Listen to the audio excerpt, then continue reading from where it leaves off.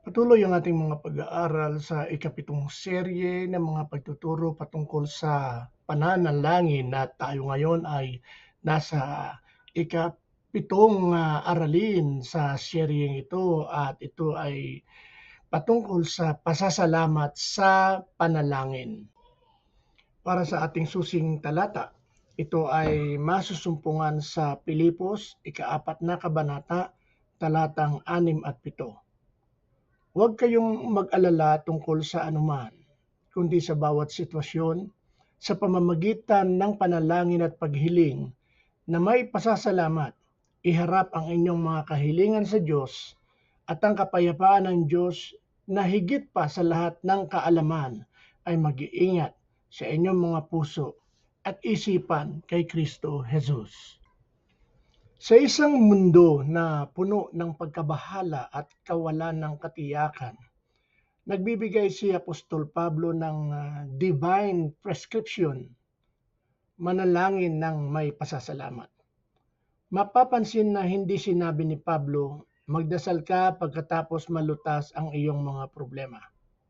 Kundi ang sinabi niya, dalhin ang lahat sa Diyos sa bawat sitwasyon at gawin ito ng may pusong puno ng pasasalamat. Ang pasasalamat sa panalangin ay hindi lamang magandang asal. Ito ay isang espiritual na labanan, pagsamba, at isang sandata laban sa pag-aalala.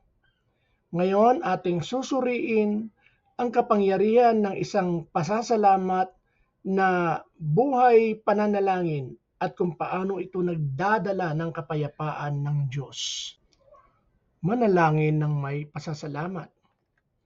Ang pasasalamat ang nagbubukas ng kapayapaan ng langit.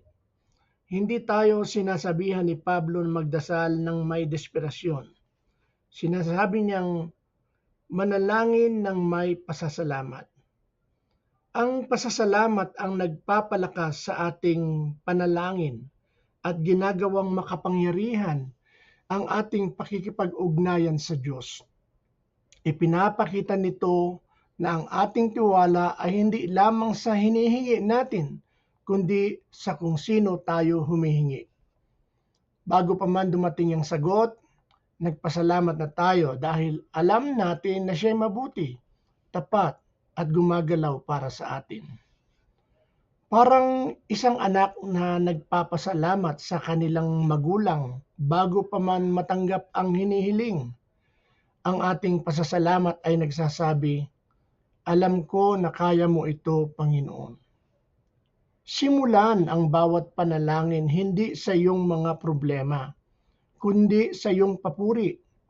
Magpasalamat sa Diyos para sa kung sino siya, hindi lang sa kung ano ang binibigay niya.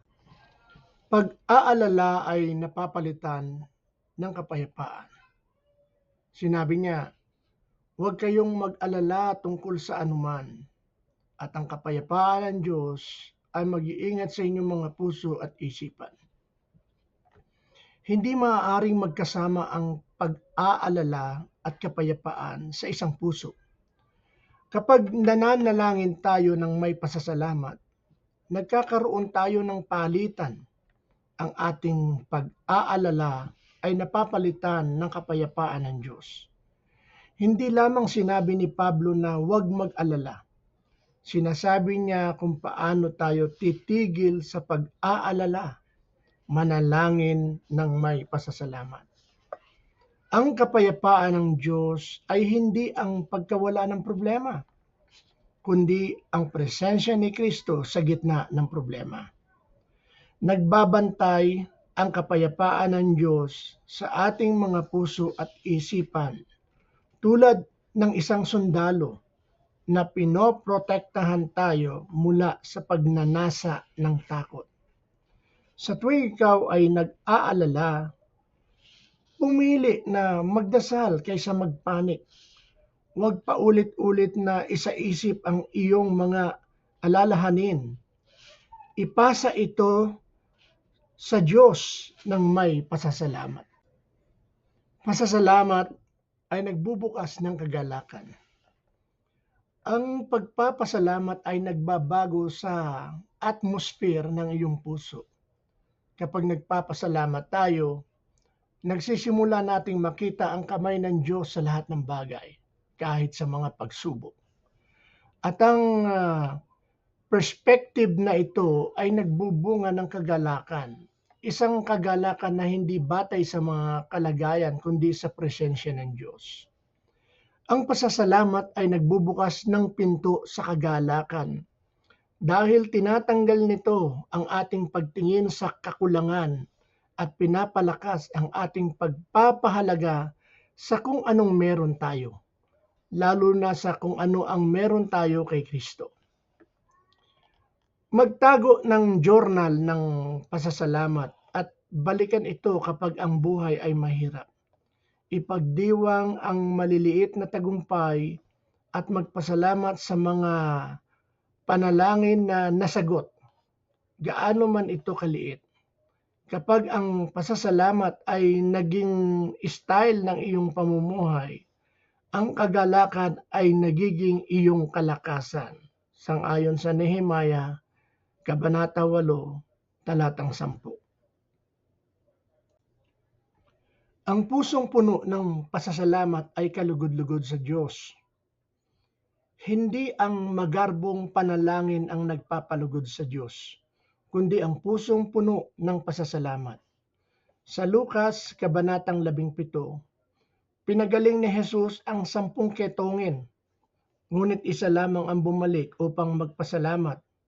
At ang isang iyon ay hindi lang gumaling, kundi buo ang kalusugan. Ang pasasalamat ay nagbibigay galang sa Diyos. Ipinapakita nito na ang bawat mabuti at perpektong kaloob ay mula sa Kanya. Ang pusong puno ng pasasalamat ay pusong nagbibigay luwalhati sa nagbigay, hindi lamang sa kaloob. Gawing ugali ang pagpapasalamat, hindi lamang reaksyon sa mga pagpapala. Turuan ang iyong pamilya na manalangin, hindi lamang para sa pangangailangan, kundi para sa mga natanggap na. Halimbawa, sa Lumang Tipan, si Jehoshaphat ay nagpasalamat bago ang labanan. 2 Chronicles chapter 20 verses 21 to 22, sinasabi doon, pagkatapos niyang kausapin ang mga tao, pumili siya ng mga mang-aawit upang umawit ng papuri kay Yahweh dahil sa kanyang kabanalan. Inilagay niya sila sa unahan ng hukbo upang umawit ng purihin si Yahweh, ang pag-ibig niya ay walang hanggan. Habang sila'y umaawit at nagpupuri, inilagay ni Yahweh ang mga taong lulusob sa Juda sa isang bitag, sila'y natalo. Hindi hinintay ni Jehoshaphat ang tagumpay bago magpasalamat. Isinugo niya ang mga awit sa unahan ng mga mandirigma. Ang kanilang pagpupuri ay nauna sa labanan, at ang Diyos ay tumugon sa pamamagitan ng makapangyarihang pakikialam mula sa langit. Ito ang kapangyarihan ng pasasalamat sa pasimula pa lamang. Ipinapahayag nito, Diyos, nagtitiwala ako sa iyo kahit hindi ko pa nakikita ang tagumpay. Kapag ikaw ay humarap sa iyong mga laban, magdasal muna at magpuri. Magpasalamat bago dumating ang sagot at tingnan kung anong mangyayari sa spiritual na kalagayan.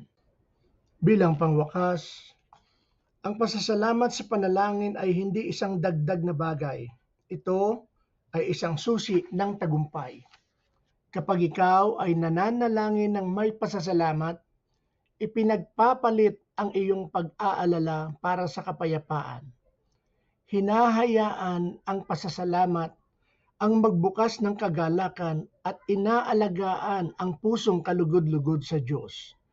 Mararanasan mo ang isang makalangit na kapayapaan na magbabantay sa iyong puso at isipan. Habang nagtatapos tayo, magmuni-muni.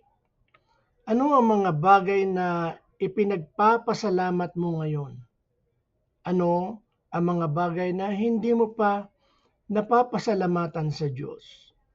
Handa ka na bang magpasalamat bago matapos ang laban?